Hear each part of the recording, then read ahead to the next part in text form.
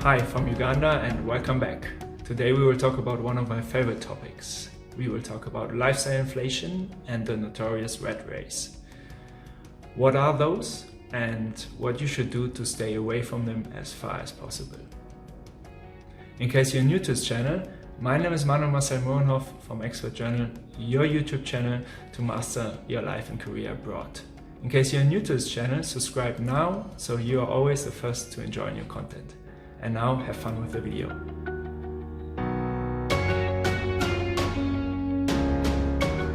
The rat race. What is the rat race? You find a lot of different definitions in the World Wide Web, and I encourage you to go through them so you get a different perspective. For me, the rat race is actually to do something with your life you don't really enjoy, to buy things you don't need with money you don't have, to impress people you don't like. So you see here, some who are really into movies will recognize that part of this was a quote from the movie Fight Club and was just added with some of my own thoughts to it. So yeah, if you just do a job you don't really enjoy because you have to do it, because you have so many things you want to buy or you think you have to buy that you can't leave out of this is the rat race. Often the rat race is simplified as something, okay, you work for somebody else, you don't work for yourself, then you're in the rat race, so you should become an entrepreneur, or better sign here to this course to be an online entrepreneur in 7 days. So there's a lot of misunderstandings about the rat race. From my perspective, the rat race is not so much about how you make your money, but actually what you do to make your money and if you're happy with it. And also more importantly, what you do with your money you earned. You can be in a rat race in any position. If you make a certain amount of money, that can be from, let's say, $1,000 a year to $10 million, $20 million a year. If you waste all that money on expensive things, you are still in the rat race, because at any given point where your income source begins to not generate that income anymore, you are in a very, very bad position. So you would do anything to maintain this, to be able to purchase and buy those things you are so addicted to. That is the rat race.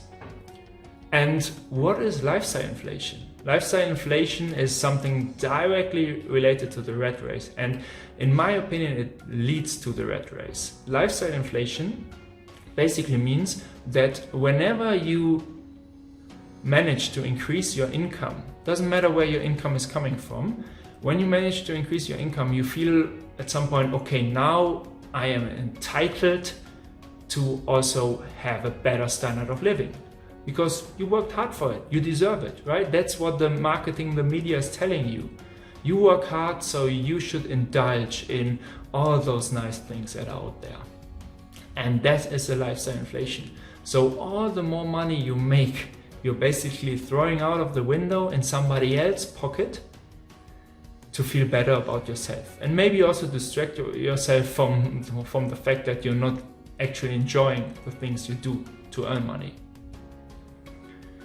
And I think that is a very vicious cycle, and for most of the people out there, it's subconscious. They believe that's how we should live. And actually in school, when we're going to school, when we're going to university, we do not learn to be, let's say, smart about our money. We don't learn about financial literacy. We learn how to be good professionals. And good professionals is one way, because depending on what you study and how you do in the workforce, you can make a lot of money as a professional with a good skill set. But it will not teach you what to do with the money and to avoid this trap of the lifestyle inflation. So that you at some point you can really live a self-determined life without being forced to do something you don't enjoy. For example, suddenly you get a a boss you don't like, you can't work with, but you stay in this job because you have this fancy apartment, you have this car on a lease, so you can't really escape. So you're sacrificing your mental health and your life, your limited time of life, to just maintain this materialistic world or this standard of living you're so used to, but that you actually do not need. And I really urge other people to not fall into this trap, because it is not leading to happiness. It is leading to pleasure that can provide happiness for a short amount of time, but then comes a downfall and you need more from whatever you're addicted to. There are 3 things you can do with your earned money. You can spend it or even waste it. That's all the fancy, nice stuff in the world. It's the nice housing, the expensive cars, the nice phones, the gadgets, the 5-star resort holiday, the nice experience, the massage, the champagne in the club, whatever. That is spending. Second is saving. Already a little bit better. I mean, you show that you can delay gratification, that you can think about the future, but it's not really smart. You will never get rich or wealthy by saving. That's not possible. You can have a comfortable life, a nice kind of security package, but you will not get rich. Third part is you can invest. And this is actually that each and every financially successful person, that is a trait they all have. They invest. There are different investment vehicles. Some go with the stock market, some go with Forex, some go with cryptocurrency, some go with real estate, some go with their own company, other companies, many different tools, but they all invest. And that's actually what helps you to go escape lifestyle inflation at one point, but more importantly to escape the rat race. Because you're not dependent anymore on investing only your time to work and then spending all the money, but you generate additional income streams which will diversify your income and will increase it a lot. And this is something that needs a strong will to succeed. It needs the ability to delay gratification, and delaying gratification is part of emotional intelligence. It's really hard if you don't see the picture behind it, if you don't have the great vision of a certain life you want to live, a self-determined life, a life where it's not about just showing off, but really building up something substantial that you could even give to your kids and for generations on. That is something that really needs determination. And like anything in life, instant gratification is the easiest way. In a financial life and personal life, when you have a partner, instant gratification is you learn somebody else, you get to know somebody else, you're tempted, you follow the temptation, you screw up the relationship. That's instant gratification. You have it in all kinds of aspects of life. You have it also in the financial life. Instant gratification is you get the paycheck and directly go party and you blow out all the money for whatever you like. And then at the end of the month you're broke. It doesn't matter if you are the janitor or the CEO of a company. If you don't have the ability to control your impulses to buy, you will be broke. You will be just broke on a different level. One will be broke without an expensive car, and one will be broke with an expensive car. But what is the difference? This is only borrowed. And Robert Kiyosaki, the famous author of Poor Dad, Rich Dad, Poor Dad, other way around. He says, pay yourself first. And by paying yourself first means as soon as you get a paycheck or whatever income, you put the biggest chunk of it you can afford away and invest, because that is money that goes in your pocket. If you go and buy from this money, or you pay let's say a lease on a car, that's not your money. That goes to the money to the bank account of the car company. That's not your money.